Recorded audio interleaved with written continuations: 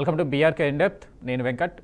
తెలంగాణలో పార్టీ ఫిరాయింపు అంశంపై దేశవ్యాప్తంగా మరోసారి రాజకీయ రగడ ఊపందుకుంది. బీఆర్ఎస్ నుంచి కాంగ్రెస్కు షిఫ్ట్ అయిన 10 మంది ఎమ్మెల్యేలపై అనర్హత వేటు వేసే అంశం ఇప్పుడు చర్చకు వచ్చింది. సుప్రీంకోర్టు స్పష్టంగా 3 నెలల్లోగా స్పీకర్ నిర్ణయం తీసుకోవాలని ఆదేశించింది. ఇదే సమయంలో కోర్టు తాము అనర్హత వేటు వేయలేమని స్పష్టం చేయడం, స్పీకర్ అధికార పరిధి ఇదేనని వ్యాఖ్యానించడం గమనార్హం. ఇది కేవలం రాజకీయ పార్టీ మార్పు కాదు, రాజ్యాంగ స్ఫూర్తిపై తిరిగి దృష్టి సారించాల్సిన అవసరం ఉందన్న సంకేతాన్ని ఈ తీర్పు ఇస్తుందని విశ్లేషకులు అభిప్రాయపడుతున్నారు. స్పీకర్ ఏమి నిర్ణయిస్తారు, ఆ నిర్ణయం ఎటు దారి తీయబోతుంది, అనర్హత వస్తే బైపోల్స్ లేక మళ్ళీ మరో చట్టపరమైన లూప్ హోల్, ఈ క్లైమాక్స్కి కౌంట్ డౌన్ మొదలైనట్లేనా ఇక అనేది ఉత్కంఠగా మారింది. ఇక ఇదే అంశంపై మనతో డిస్కస్ చేయడానికి బీఆర్ఎస్ నుంచి గారేపల్లి సతీష్ గారు వచ్చున్నారు. గారేపల్లి సతీష్ గారు, నమస్తే అండి.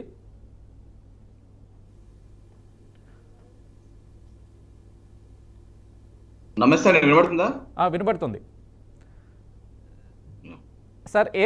వినబడుతుంది సార్. ఏదైతే సుప్రీంకోర్టు ఏదైతే తీర్పు ఇచ్చిందో స్పీకర్ పరిధిలోనే ఉంది ఈ ఎమ్మెల్యేల అనర్హత విషయం అనేది. స్పీకర్ 3 నెలల్లోగా నిర్ణయం తీసుకోవాలి అని అంటూ స్పీకర్ ఏదైతే రాజ్యాంగపరమైన స్పీకర్ని గౌరవిస్తూ ఆయనకు సూచన ఇవ్వడం, 3 నెలల్లోగా నిర్ణయం తీసుకోవాలని సూచన ఇవ్వడము ఎలా చూస్తుంది బీఆర్ఎస్ పార్టీ ఈ తీర్పుని? ఖచ్చితంగా అండి, రాజ్యాంగానికి లోబడి మనం చట్టాలకు వాల్యూ ఇచ్చే పద్ధతిలో మనం ముందుకెళ్ళాలి.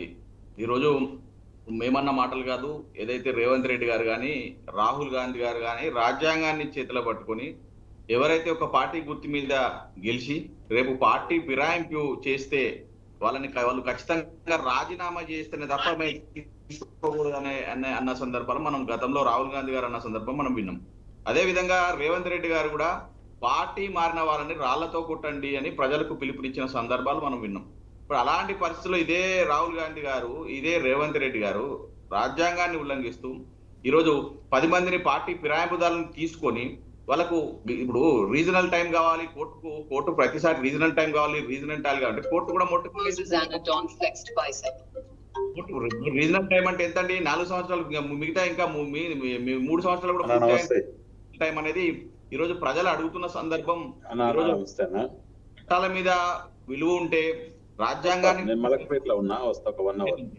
ఈరోజు ఖచ్చితంగా ఏదైతే పార్టీ ఫిరాయించిన వాళ్ళ మీద ఖచ్చితంగా చట్టరీత్యా ఎంతైనా ఉంది.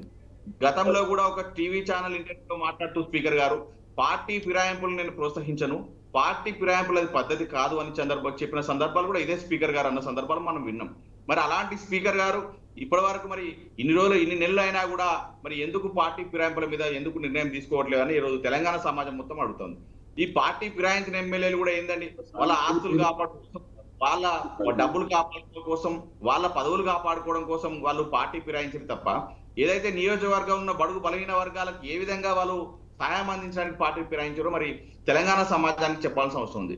ఈ రోజు యావత్ తెలంగాణ సమాజం అడుగుతుంది, ముఖ్యంగా ఈ 10 మంది ఎవరైతే ఉన్నారో నియోజకవర్గ అభివృద్ధి కోసమే మారినా అని దొంగ మాటలు చెప్తున్న పార్టీ ఫిరాయింపుదారులు ఎవరైతే ఉన్నారో వాళ్ళు ఈ రోజు నియోజకవర్గంలో ఏ ఆడబిడ్డకు 2,500 ఇచ్చిర్రు, ఏ ఆడబిడ్డకు స్కూటీ ఇచ్చిర్రు, ఎవరికి తులం బంగారం ఇచ్చిర్రు. అయితే గారేపల్లి సతీష్ గారు ఒక్క నిమిషం అండి. దీంతో మనకు మాట్లాడడానికి కాంగ్రెస్ నుంచి కూడా లక్ష్మీకాంత్ గారు యాడ్ అవుతున్నారు. సో ఆయన కూడా తీసుకుందాం. లక్ష్మీకాంత్ గారు, నమస్తే అండి. నమస్తే అండి. సో మీరు జాయిన్ అవ్వండి, ఆయన చెప్పేది వినండి, ప్రశ్నలకు మీరు సమాధానం చెప్తారు. మీరు కంటిన్యూ చేయండి సతీష్ గారు. ఇప్పుడు ఎవరైతే పార్టీ ఫిరాయించిన ఎమ్మెల్యేలు అయితే ఎవరైనా ఉన్నారో వాళ్ళు గతంలో చెప్పింది ఏంటంటే నియోజకవర్గ అభివృద్ధి కోసమే మేము పార్టీ మారినామని చెప్తున్న సందర్భం వింటాను. మరి నిజంగా మీరు నియోజకవర్గ అభివృద్ధి కోసమే మీరు పార్టీ మారి ఉంటే ఇప్పుడు మీ నియోజకవర్గంలో ఎంతమందికి ఇండ్లు ఇచ్చిర్రు, ఎంతమందికి రైతులకు రుణమాఫీ చేసిర్రు, ఎంతమందికి రైతు బంధు ఇచ్చిర్రు, ఎంతమందికి రైతు భరోసా ఇచ్చిర్రు, లేకపోతే ఎంతమందికి కళ్యాణ లక్ష్మి ఇచ్చిర్రు, తులం బంగారం ఇచ్చిర్రు, ఇవన్నీ కూడా ఏవైతే అలివి కాని హామీలు చెప్పిన కాంగ్రెస్ ప్రభుత్వం, కాంగ్రెస్ నాయకులకు మరి వీళ్ళు ప్రశ్నించరా అని ఈ రోజు తెలంగాణ సమాజం అడుగుతుంది. 20 పార్టీలు మారిందే అభివృద్ధి కోసం అంటారు ఆయన. సరే, ఓకే దీని గురించి ఆయన లక్ష్మీకాంత్ గారిని అడుగుదామండి. సతీష్ గారు ఒక నిమిషం ఆగండి. లక్ష్మీకాంత్ గారు చెప్పండి, సతీష్ గారు ఏదైతే మాట్లాడింది విన్నారు కదా, ఏదైతే నియోజకవర్గ అభివృద్ధి కోసం పార్టీలోకి మేము వస్తున్నాము, సో ఏదైతే అధికార పార్టీలోకి వస్తున్నాం అని చెప్పేసి ఎమ్మెల్యేలు రావడం జరిగింది, ఆ నియోజకవర్గ అభివృద్ధికి మీరు ప్రోత్సాహం అందించారా అనేది ఒక పాయింట్. ఇంకొకటి ఏదైతే సుప్రీంకోర్టు ఇచ్చిన తీర్పుని మీ ప్రభుత్వం ఏదైతే స్పీకర్కి మీరు ఎలా సహకరిస్తారు? స్పీకర్ నిర్ణయం తీసుకునే అవకాశం ఉందా అసలు 3 నెలల్లోగా? ఓకే అండి, ముందుగా బీఆర్కే న్యూస్ ఛానల్ వారికి అట్లాగే ప్రేక్షకులకు నా నమస్కారాలు తెలియజేస్తున్నా. ముఖ్యంగా ఇప్పుడు ఈ ఫిరాయింపుల చట్టం అనేది రాజ్యాంగంలో 10వ అధికరణలో ఉంటది, మనకు 10th షెడ్యూల్. దాని ప్రకారంగా నిజంగా ఇది రాజ్యాంగ ఉల్లంఘన కాదా అనేది ఇప్పుడు పార్టీ మారినటువంటి 10 మంది ఎవరైతే ఉన్నారో, ఇప్పుడు మనకి దానం నాగేంద్ర గారు కావచ్చు, గాంధీ గారు, ఈ వెంకట్రావు గారు, ఇట్లా సంజయ్ కుమార్ గారు, అంటే మొత్తం 10 మంది బీఆర్ఎస్ లో నుంచి కాంగ్రెస్ పార్టీలోకి చేరడం జరిగింది. దీనికంటే ముందు మనం ఏం మాట్లాడుకోవాలంటే, చెరపకురా చెడేవు అని ఒక సామెత ఉంటది. టోటల్ గా బీఆర్ఎస్ అధికారంలో ఉందని చెప్పేసి కాంగ్రెస్ లకు వెళ్ళి, బీజేపీలకు వెళ్ళి, తర్వాత టీడీపీలకు వెళ్ళి, ఆ గతంలో మన ఏమని చెప్పుకుంటాం, కేసీఆర్ గారు దొరవారు ఏ రకంగానైతే అంటే బలవంతంగా కావచ్చు, లేకపోతే భయపెట్టి కావచ్చు, వాళ్ళందరినీ పార్టీ మార్పించుకోవడం జరిగింది. పార్టీలోకి బలవంతంగా తీసుకొని సంతలో పశువులను కొన్నట్టుగా కొన్నప్పుడు ఆయన ఇవాళ కేటీ రామారావు గారు, అట్లాగే మన పాడి కౌశిక్ రెడ్డి, అక్కడి నుంచి ఇంకొక కుత్బుల్లాపూర్ ఎమ్మెల్యే అనుకుంటా, వీళ్ళు ముగ్గురు కలిసి కోర్టులో కేసు వేయడం జరిగింది. దాదాపు ఇవాళ ఎలక్షన్స్ అయిపోయి కూడా ఇంచుమించు 2 సంవత్సరాల కాలం మనం చూస్తున్నాం, కంప్లీట్ గా వస్తుంది.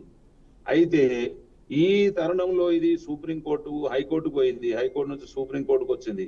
సుప్రీంకోర్టు మాకు ఎలాంటి హక్కు లేదు, దీని మీద మేము స్పీకర్ గారికి నిర్ణయానికి వదిలేస్తున్నాం అని చెప్పేసి ఒక తీర్పు ఇవ్వడం అనేది జరిగింది. ఈ తీర్పు తెలంగాణకే కాదు, యావత్ భారతదేశం, అంటే భారతదేశంలో ఉన్న ప్రతి రాష్ట్రంలో కూడా ఎవరైనా పార్టీ ఫిరాయింపులు గనక మారితే దానికి ఒక చట్టం రాబోతుంది. అంటే వాళ్ళు ఒక చట్టం తెచ్చి ఏ రకంగానైతే ఉంటుందో స్టేట్ వైడ్ గా భారతదేశంలో అందరికి కూడా వర్తిస్తుంది. కాబట్టి అది నిజంగా తప్పైతే తప్పు, ఒప్పైతే ఒప్పు. గతంలో లేని తప్పు ఇప్పుడు తప్పు కాదు అని నేను అనుకుంటున్నా. ఎందుకోసం అంటే ఇవాళ ఆయన సమక్షంలో పనిచేసిన చాలా మంది ఉన్నారు. చాలా మందిని ఇవాళ మాకు కాంగ్రెస్ పార్టీలో ఆటోమేటికల్ గా మేము అధికారంతోనే, అంటే మెజారిటీతోనే మేము ఉన్నాం. ఇవాళ ఎగ్జాంపుల్ మనం దానం నాగేందర్ గారినే తీసుకుందాం. దానం నాగేందర్ గారు కాంగ్రెస్ వ్యక్తిని బలవంతంగా ఈ హైదరాబాద్ లో ఖైరతాబాద్ ఏరియా నుంచి కావచ్చు, జూబ్లీ హిల్స్ ఏరియా కావచ్చు, మాకు ఒక పెద్ద దిక్కు లేడు, హైదరాబాద్ లో మాకు ఒక బలమైన వ్యక్తి లేడు అని చెప్పేసి చాలా బలవంతంగా దానం నాగేందర్ గారిని గుంజుకొని, దానం నాగేందర్ గారికి ఎట్లా చుక్కలు చూపించిండ్రో బీఆర్ఎస్ కు తెలుసు, బీఆర్ఎస్ లో ఉన్నటువంటి కేటీఆర్ కు అండ్ కో కంపెనీకి కూడా తెలుసు. అదే రీతిగా ఇప్పుడు మనం కాళీ యాదయ్య గారిని కూడా తీసుకుందాం. కాళీ యాదయ్య గారిని ఆ చేవేళ్లకు ఆ విషయంలో ఒక్క రూపాయి ఇవ్వకుండా, ఆయన ఒక దళితుడు అని చెప్పేసి ఆయనను ఎంత ఆట ఆడుకున్నారు, ఏ రకమైన అభివృద్ధికి నోచుకోకుండా హైదరాబాద్ కు దగ్గర ఉన్నటువంటి చేవేళ్లను కూడా వాళ్ళు బాగా నిర్లక్ష్యం చేశారు. వీళ్ళందరూ కూడా ప్రజాక్షేత్రంలో ఉండి ప్రజలలో నడుపుతూ ఆ రకమైనటువంటి వివక్షను ఎదుర్కొన్నప్పుడు ఖచ్చితంగా ఎవరైనా పార్టీ మారాలని కోరుకుంటారు. విషయం మనం ఫైనల్ గా గమనిస్తే కనీసము ఇక్కడ ఉన్నటువంటి అతి సీనియర్ నాయకులు ఉన్నారు. మన ఈయన దాంట్లోకి వెళ్ళి వచ్చిన దాంట్లో వారు ఎవరంటే మన స్పీకర్ గా చేశారు కదండి. అయితే బీఆర్ఎస్ లో ప్రతి ఒక్కరు కూడా, అయ్యా నాకు ఆయన పేరు రావట్లేదు సార్ పేరు, ఆ బీఆర్ఎస్ లో పనిచేసినటువంటి వృద్ధులు కావచ్చు, పోచంపల్లి ఆయన పేరు. ఓకే, అయితే సతీష్ గారు ఒక నిమిషం ఉండండి. అయితే ఒక మాట చెప్పండి. పోచారం శ్రీనివాస్ రెడ్డి గారిని కూడా వారు గౌరవించలేదు ఏం అంటే అలాంటి వాళ్ళు కూడా పార్టీ మారినప్పుడు నిజంగా ఇది ఫిరాయింపుల కిందికి వస్తుందా, వాళ్ళ ఆత్మాభిమానం చంపుకొని ఒక పార్టీ మంచిదని చెప్పి చేరుకున్నారా అనేది ప్రజలు గమనిస్తున్నారు. ఇంకొక మాట ఏంటంటే, ఈ 10 మంది కూడా ఎమ్మెల్యేలు మారిన తర్వాత ఏ ఒక్కరికి కూడా కనీసం ప్రజల నుంచి నిరసన సెగ అనేది తలగలేదు. ఇవాళ బీఆర్ఎస్ పార్టీ ఏం చేస్తుందంటే, దీన్ని ఏదో అంటే వారు చేయకపోతే నిజంగా వారికి మాట్లాడే నైతిక హక్కు ఉండేది. వారు చేసేదంతా చేసిన తర్వాత ఈవేళ కాంగ్రెస్ పార్టీలోకి ఇష్టపూర్వకంగా వాళ్ళు వస్తే, నిజంగా కనుక మేము పార్టీ ఫిరాయింపుల చట్టం మీద బలవంతంగా తీసుకోదలుచుకుంటే 1/3 మెజార్టీ లేకపోతే ఇలా బీఆర్ఎస్ పార్టీ లేదు తెలంగాణలో. బీఆర్ఎస్ పార్టీ నామరూపాలు లేకుండా చేసేవాళ్ళం. కానీ మన ఉద్దేశం అది కాదు. ఎవరు మనస్పూర్వకంగా వచ్చిందో వాళ్ళు వస్తారు, వాళ్ళని రాజ్యాంగ హక్కులు కల్పించి ఓకే రైట్, అర్థమైందండి లక్ష్మీకాంత్ గారు, అర్థమైంది, ఈ పాయింట్ అర్థమైంది. ఒకసారి సతీష్ గారు సతీష్ గారు అయితే మీరు చెప్పింది కరెక్టే. ఎందుకంటే మీ పార్టీలో గెలిచిన ఎమ్మెల్యేలు ఇలా మీ కండువతో గెలిచిన ఎమ్మెల్యేలు కాంగ్రెస్ పార్టీకి వెళ్ళడం అనేది కూడా నైతికంగా మేము ఖచ్చితంగా దాన్ని అంగీకరించాం, అది తప్పే. కానీ ఇదే పాడి కౌశిక్ రెడ్డి ఇప్పుడు ఏదైతే సుప్రీంకోర్టుకి వెళ్ళాడు, హైకోర్టుకి వెళ్తున్నారు, మీ పార్టీ నేతలు వెళ్తున్నారు, కానీ ఆ రోజు మీరు చేసింది కరెక్ట్ అంటారా? ఆ రోజు కాంగ్రెస్ పార్టీ నుంచి ఎమ్మెల్యేలు తీసుకోవడము, ఆ రోజు ఈ చట్టాలు, ఆ రోజు ఇవన్నీ గుర్తుకు రాలేదా మీకు?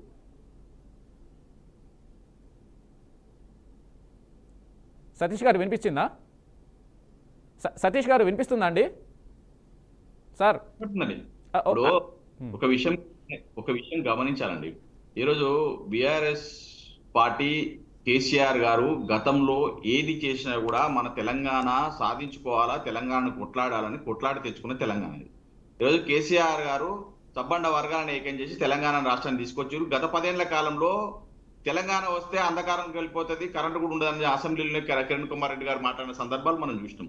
అలాంటిది 10 సంవత్సరాలు అద్భుతంగా నీళ్ళు వచ్చినాయి, అద్భుతంగా పంటలు పండినాయి, ప్రతి ఒక్కరికి పరిశ్రమలు, అభివృద్ధి, పెట్టుబడి, తెలంగాణ రాష్ట్రానికి ఒక బ్రాండ్ క్రియేట్ చేసేదిగా పనిచేయడం జరిగింది. మరి ఈ రోజు ఎందుకు ఈ అభివృద్ధి, ఈ పార్టీ మారి వీళ్ళు ఏం చేస్తా ఉన్నారు, పార్టీలు మారి వీళ్ళు సాధించింది ఏందని ఇప్పుడు ఈరోజు అడుగుతా ఉన్నారు. ఇప్పుడు మీరే అన్నారు కదా, పార్టీలు మారద్దు, పార్టీ ఉల్లంఘిస్తే పార్టీ గుర్తు మీద వేరే పార్టీలోకి వెళ్తే ఖచ్చితంగా కఠినమైన చర్యలు తీసుకోవాలని చెప్పేసి రాహుల్ గాంధీ గారు, రేవంత్ రెడ్డి గారే మాట్లాడిన సందర్భాలు. ఈ రోజు మీరు పార్టీలు మారి ఏదైనా ఇప్పుడు ఎట్లుందంటే చీమలు పెట్టిన పుట్టలో పాములు జరిగినట్టు ఈ రోజు తెలంగాణ రాష్ట్రాన్ని తీసుకొచ్చి ఎంతో అభివృద్ధి చేసి బ్రాండ్ క్రియేట్ చేసి సస్యశ్యామలంగా ఉన్న తెలంగాణ రాష్ట్రాన్ని ఈ రేవంత్ రెడ్డి గారు కానీ, ఈ కాంగ్రెస్ ప్రభుత్వం, ఈ కాంగ్రెస్ నాయకులు వచ్చి ఈరోజు తెలంగాణను ఆగం చేస్తున్నారు. ఈరోజు తెలంగాణకు బ్రాండ్ ని నాశనం చేసే పరిస్థితి తీసుకొచ్చిర్రు. ఈ రోజు తెలంగాణ రాష్ట్రంలో పెట్టుబడులు లేవు, పరిశ్రమలు లేవు, పథకాలు కూడా ప్రజలకు అందించిన పరిస్థితి లేకుండా ఉంది. ఈ రోజు మనం చూస్తామండి, గతంలో 10 సంవత్సరాల కాలంలో లేని ఇబ్బందులు ఈ ప్రభుత్వంలోనే ఎందుకు వస్తా ఉన్నాయి? ఈ చేతగాని అవగాహన లేని అలవి కానీ హామీ తెలంగాణ ప్రజల్ని ఎందుకు మోసం చేసిర్రు? సార్ పాయింట్ అది కాదండి సతీష్ గారు, పాయింట్ అది కాదండి, పాయింట్ ఓకే. కాకపోతే నేను అడిగిన ప్రశ్న ఏంటి అని అంటే, మీరు ఆ రోజు ఈ రోజు మీరు మాట్లాడుతున్నది విషయము, ఆ రోజు మీ పార్టీలోకి కాంగ్రెస్ లీడర్లని, అటు టీడీపీలో గెలిచిన సభ్యుల్ని, అప్పటి టీడీపీలో గెలిచిన సభ్యుల్ని, టీడీపీని నిర్వీర్యం చేశారు, అప్పటి కాంగ్రెస్లో ఉన్న సభ్యుల్ని తీసుకున్నారు. ఆ రోజు ఎందుకు మీకు ఈ స్పీకర్ విషయాలు కానీ, ఈ అనర్హత విషయాలు కానీ ఆ రోజు ఎందుకు గుర్తుకు రాలేదు అని అడుగుతున్నా ప్రశ్న. దానికి సమాధానం చెప్పండి స్ట్రైట్గా. గమనించాలి, అప్పుడు అసలు టీడీపీ అనేదే లేదు. రేవంత్ రెడ్డి గారు కూడా టీడీపీలో గెలిచిన ఎమ్మెల్యేలని బీఆర్ఎస్ లో మెర్జ్ చేసుకున్నారండి మీరు. టీడీపీలో గెలిచిన ఎమ్మెల్యేలు కూడా 1/3 లీగల్ చేసిండ్రు. ఈ రోజు తెలంగాణ అభివృద్ధి కోసం మేము తెలంగాణ వాదులం, తెలంగాణ ఎమ్మెల్యేలే అని చెప్పి వాళ్ళు వచ్చి జాయిన్ అయిన పరిస్థితి చూసినాము. తెలంగాణ అభివృద్ధి కోసం మేము కూడా మీకు కాంగ్రెస్ పార్టీకి దమ్ముంటే 1/3 బెడ్ చేసుకొని చూద్దాం, ఎంతమంది వస్తారో చూద్దాం ఎమ్మెల్యేలు. ఈ రోజు కాంగ్రెస్ పార్టీని నమ్మేటోడు ఉన్నాడు. ఇంకొక విషయం కూడా వినండి, ఓట్లు వేసారండి, నమ్మితే ఓట్లు వేసి గెలిపించారు కదా, నమ్మారు కాబట్టి ఓట్లేసి గెలిపించారు. ఖచ్చితంగా మీ పార్టీలో ఉన్న ఎమ్మెల్యేలు వెళ్ళడం ముమ్మాటికి తప్పు మేము చెప్తున్నాం అండి ఖచ్చితంగా. కానీ ఆ రోజు కూడా ఇలాగే మీరు ప్రవర్తించుంటే బాగుండేది. అయితే ఓకే రైట్, లక్ష్మీకాంత్ గారు ఇప్పుడు మీరు చెప్పండి, ఏదైతే ఫైనల్గా సుప్రీంకోర్టు నిర్ణయాన్ని మీ అధికార పార్టీ చెబితేనే స్పీకర్ వింటారు అనేది అందరికీ తెలిసిన విషయం. స్పీకర్ నిర్ణయం తీసుకోబోతున్నారా? 3 నెలల్లో ఈ ఏదైతే అనర్హత విషయం మీద నిర్ణయం తీసుకుంటారా? లేదు అని అంటే రాజ్యాంగంలోని లూప్ హోల్స్ను వాడుకొని ఇంకా ప్రొలాంగ్ చేసే అవకాశం ఉందా? చెప్పండి సార్. ఇప్పుడు బీఆర్ఎస్ పార్టీలో పొస్కనోళ్ళు లేకపోతే బలవంతంగా అక్కడ వాళ్ళకి ఎట్లాంటి అకామిడేషన్ లేకపోవడం వల్ల కాంగ్రెస్ పార్టీ విధి విధానాలు నచ్చి కాంగ్రెస్ పార్టీ ప్రకటించినటువంటి పథకాలకు ఆకర్షితులై వారి నియోజకవర్గాలను అభివృద్ధి చేసుకునే క్రమంలో కొంతమంది స్వచ్ఛందంగా వచ్చారు. ఇందాక మనం గర్రెపల్లి శ్రీకాంత్ భాయ్ ఏమంటుండంటే, మీరు కనుక తీసుకుంటా అంటే 1/3 పెట్టుకోండి అని గనక మాకు మీరు సవాలు విసిరదలుచుకుంటే, మాకు 1/3 అంటే ఒక్క రోజులో 3వ వంతు చాలు మాకు. కనీసం మేము 8 hours లో బీఆర్ఎస్ ను స్వీప్ చేయగలుగుతాం తీసుకోవాలనుకుంటే. కాదండి, ఒక్క కాకపోతే మా నిమిషం. ఉద్దేశం అది కాదు. లక్ష్మీకాంత్ గారు ఒక్క నిమిషం. అయితే సార్, లక్ష్మీకాంత్ గారు, ప్రజలు మిమ్మల్ని నమ్మి ఓటేశారు, మీకు అత్యధిక మెజారిటీ ఇచ్చారు. మీకు అవసరమేముంది బీఆర్ఎస్ పార్టీని నిర్వీర్యం చేయాల్సిన అవసరమేముంది? ఇప్పుడు ఉన్న 10 మంది ఎమ్మెల్యేల మీద అనర్హత వేటు వేసినా మీ పార్టీకి వచ్చే ఇబ్బంది కూడా ఏమీ లేదు. అలాంటప్పుడు ఎందుకు మీరు చెప్పండి. ఇప్పుడు ఎమ్మెల్యే వాళ్ళను రాజ్యాంగంలో కాపాడే ఎలాంటి అవకాశాలు ఉన్నా, రాజ్యాంగంకి ఇప్పుడు నిపుణులు ఉన్నారు, ఎంతో మంది విశ్లేషకులు ఉన్నారు, ఇంటెలెక్చువల్స్ ఉన్నారు, దాన్ని బట్టి చూసుకొని ఇవాళ కాంగ్రెస్ పార్టీ తప్పు చేసింది అంటే మీరు అనే మాటకు మేము పోతాం. కానీ మాకంటే ముందు పట్టబగటి దొరికిన దొంగలాగా బీఆర్ఎస్ పార్టీ అతి బలవంతంగా కాంగ్రెస్ నామరూపాలు లేకుండా చేద్దామని చూసే క్రమంలో కొంటే కూడా మేము మళ్ళీ తిరిగే ప్రయత్నం చేయాల్సిన అవసరం కాంగ్రెస్ పార్టీకి లేనప్పుడు ఈ 10 మంది ఎమ్మెల్యేల మీద నిర్ణయం తీసుకుంటారా లేదా? లేదు అని అంటున్నారు కదా, ఇప్పుడు ఈ 10 మంది ఎమ్మెల్యేల పరిస్థితి ఏంటి? సుప్రీంకోర్టుకు సార్, కోర్టు తీర్పును ఎవరమైనా శిరస వహించాల్సిందే. దాని ప్రకారంగా రాజ్యాంగాన్ని మనం ఆలోచన చేస్తూ రాజ్యాంగంలో ఉన్నటువంటి ప్రతి ప్రకరణకు గౌరవిస్తూ ఏ రకంగా వీళ్ళకు టైం దొరుకుతుందా, లేకపోతే మనము టెర్మినేట్ చేద్దామా లేకపోతే కంటిన్యూ చేద్దామా అనేది ఇంటెలెక్చువల్స్ సుప్రీంకోర్టుకు అనుకూలంగా న్యాయ నిపుణులతోని సలహాలు తీసుకుంటూ ముందుకు సాగుతాం. ఖచ్చితంగా కోర్టును అయితే ధిక్కరించే పరిస్థితి లేదు, కోర్టులను గౌరవించాల్సిందే. కాంగ్రెస్ పార్టీ కోర్టుల పట్ల ఎంత గౌరవం ఉంటుందో మీకు తెలుసు. ఖచ్చితంగా ఈ 10 మంది విషయంలో కూడా కోర్టు తీర్పు వచ్చిన తర్వాత స్పీకర్ గారు అన్ని విధాలుగా ఆలోచిస్తున్నారు. రాజ్యాంగంలోని అధికారులను చూడడం కావచ్చు, లేకపోతే సుప్రీంకోర్టు ఆ గైడ్ లైన్స్ ను పాటించడం కావచ్చు, ఏది జరగాలో ఏం జరగబోతో మీరే చూస్తారు. మాకు 3 నెలల టైం ఉంది. 3 నెలల లోపల ప్రజలు మెచ్చి ప్రజలు హర్షించే నిర్ణయం స్పీకర్ గారు ఖచ్చితంగా తీసుకోవాలి. ఖచ్చితంగా అండి, స్పీకర్ నిర్ణయము తీసుకోవాలి. తీసుకుంటేనే ఏదైతే ప్రజాస్వామ్యాన్ని, ఇప్పుడు బీఆర్ఎస్ పార్టీ తప్పు చేసింది, ఇంకో కాంగ్రెస్ పార్టీ తప్పు చేసింది, టీడీపీ తప్పు చేసింది అని చెప్పేసి ఇప్పుడు మీరు కూడా అదే తప్పు చేస్తే ప్రజాస్వామ్యాన్ని ఎవరు కాపాడతారు? ఈ 10 మంది ఎమ్మెల్యేల మీద నిర్ణయం తీసుకుంటేనే ప్రజాస్వామ్యానికి ఒక గౌరవం ఉంటుంది, ఆ నియోజకవర్గంలో కూడా ఆ ఎమ్మెల్యేలకు కూడా ఒక గౌరవం ఉంటుంది. ఖచ్చితంగా సార్, ప్రజలు ఆల్రెడీ గౌరవిస్తున్నారు, మంచి పని చేసినట్టుగా. అంటే కేవలం ఇవాళ రాజ్యాంగానికి మనకు ఇబ్బందులు వస్తున్నాయి తప్ప పార్టీ మారిన ఎమ్మెల్యేలు సంతృప్తిగా ఉన్నారు, నియోజకవర్గ ప్రజలు అంతకంటే సంతృప్తిగా ఉన్నారు, అభివృద్ధిలో కూడా ముందడుగులు. సంతృప్తిగా ఉన్నప్పుడు బై ఎలక్షన్స్ వస్తే ఖచ్చితంగా గెలిపిస్తారు కదా. సంతృప్తిగా ఉన్నారు అని మీరు చెప్తున్నప్పుడు భయం ఎందుకు? కాపాడుకోవడానికి ఎంత దాకైనా మేము పోతాం. ఇవాళ బీఆర్ఎస్ పార్టీ కేవలం పుట్టిందే ఉప ఎన్నికల మీద, దాని ఫౌండేషనే బై ఎలక్షన్స్. వాళ్ళు ఎప్పుడు కూడా మన గుట్టనక్కలాగా కాచుకొని కూర్చుంటారు. ఎప్పుడు ఎలక్షన్స్ వస్తాయా ఒక సీట్. ఖచ్చితంగా మీరు అన్నట్టు స్పీకర్ నిర్ణయం తీసుకుంటారు అని కోరుకుంటున్నాము. అయితే సతీష్ గారు మీరు కన్క్లూడ్ చేయండి. సతీష్ గారు, ఆయన చెప్తున్నాడు, లక్ష్మీకాంత్ గారు ఖచ్చితంగా 3 నెలల్లోగా స్పీకర్ నిర్ణయం తీసుకుంటారు ఈ 10 మంది ఎమ్మెల్యేల మీద, మేము ఖచ్చితంగా కోర్టుని, సుప్రీంకోర్టు తీర్పుని గౌరవిస్తున్నాం అని చెప్పేసి ఆయన కన్క్లూడ్ చేయడం జరిగింది. సో ఇది యాక్సెప్టబుల్ మీకు? ఓకేనా? ఖచ్చితంగా. ఇప్పుడు మీరే అంటున్నారు ప్రజాక్షేత్రంలో మాకు ప్రజలు మద్దతు పలుకుతున్నారు. మీకు నిజంగా మద్దతు పలికితే మీరు 3 నెలల వరకు ఎందుకండి ప్రజాక్షేత్రంలో? ఇప్పుడు 3 నెలల్లో తీసుకుంటాను అంటున్నారు కదా, 3 నెలలు కూడా ఎందుకు అంటే ఎట్లా? 3 నెలల్లో వాళ్ళు నిర్ణయం తీసుకుంటారంట కాదు శ్రీకాంత్ బ్రదర్, మనకు రాజీనామానే ప్రతిపాదిత కాదు. దానికి ఏమిలాంటి అవకాశాలు ఉన్నాయో చూద్దాం. ఎన్నికలు అనేది పెద్ద వ్యవహారం, అది ఎన్నికల వ్యయాన్ని కావచ్చు, ఆ వ్యవహారానికి బీఆర్ఎస్ కు బాగా సంబరం. బై ఎలక్షన్స్ అంటే ఒక స్టూడెంట్ స్కూల్ ఎగొడితే ఎంత సంబరం, అంత సంబరం ఉంటది బీఆర్ఎస్ కు. కాకపోతే నిజంగానే చట్ట ప్రకారంగా పోదాం అన్న. కాంగ్రెస్ కు భయం పుచ్చుకుంది, మళ్ళీ రాజీనామా చేసి గెలుస్తామా గెలవమా ప్రజలు నమ్మే పరిస్థితి లేరని చెప్పి కాంగ్రెస్ భయపడుతుంది తప్ప ఏం లేదు. మీరు గెలిచే ఉద్దేశం అన్న. మొన్న కంటోన్మెంట్ ఎవరు గెలిచిండ్రే అన్న? మొన్న కంటోన్మెంట్ ఎలక్షన్ ఎవరు గెలిచిరు? తర్వాత ఇప్పుడు జూబ్లీహిల్స్ ఎవరు గెలవబోతున్నారు? ఇవన్నీ ప్రజలలో ఉందన్న. దయచేసి గెలుస్తారు. మీకు అంతగానం ప్రజాక్షేత్రంలో ఉంటే రాజీనామా చెప్పిరా? మీ 10 మంది ఎమ్మెల్యేని పార్టీగా మార్చుకున్నారు కదా. రాజీనామా శ్రీకాంత్ భాయ్, ఇప్పుడు రాజీనామా చేయమని చెప్పేసి సతీష్ బ్రదర్ రాజీనామా చేయమని బీఆర్ఎస్ పార్టీ సతీష్ బ్రదర్ చెప్తే చేయరు. దానికి ఒక సుప్రీంకోర్టు నిర్ణయం ఖచ్చితంగా చేయమని అంటుందా? సుప్రీంకోర్టు చేయకపోతుంది. స్పీకర్ గారే అన్నారు కదా పార్టీ ఫిరాయింపులు. స్పీకర్ గారు నిర్ణయం తీసుకునే దాకా మీరు 3 నెలలు ఓపిక పడతారా లేదా? చెప్పండి. ఖచ్చితంగా అంటే ఒక్క నిమిషం అండి, లక్ష్మీకాంత్ గారు స్పీకర్కి ఖచ్చితంగా స్పీకర్ నిర్ణయంలో జోక్యం చేసుకోమని సుప్రీంకోర్టు కూడా చెప్పింది, స్పీకర్ నిర్ణయాన్ని గౌరవిస్తామని. కానీ మీరన్న ఏదైతే 10వ షెడ్యూల్ కూడా ఏం చెప్తుంది అని అంటే స్పీకర్కి ఎందుకు నిర్ణయం ఇచ్చింది రాజ్యాంగం, సుప్రీంకోర్టుకి వెళ్తే చాలా ప్రాసెస్ డిలే అవుతుంది, చాలా టైం పడుతుందని స్పీకర్కి అధికారం రాజ్యాంగం ఇచ్చింది. అంతేగాని రాజ్యాంగం ఇచ్చిన అధికారాన్ని ప్రొలాంగ్ చేయడానికి కాదు, స్పీకర్కి కూడా అదే చెప్తుంది సుప్రీంకోర్టు. అసలు ఇప్పుడు మన కోర్టు ఇచ్చిన టైం లోపల చేయాలి కదా, టైం మనం ధిక్కరిస్తే ధిక్కరించినట్టు. సరే, ఖచ్చితంగా 3 నెలల డెసిషన్ తీసుకుంటారు అని ఆశించవచ్చా మేము? 100% నిర్ణయం తీసుకోవాల్సింది. Okay, right. థ్యాంక్ యూ అండి లక్ష్మీకాంత్ గారు, మీ అభిప్రాయం తెలియజేసినందుకు. సతీష్ గారు, మీరు కూడా ఏదైతే డిబేట్లో పాల్గొన్నందుకు థ్యాంక్ యూ సో మచ్ ఇద్దరికి కూడా.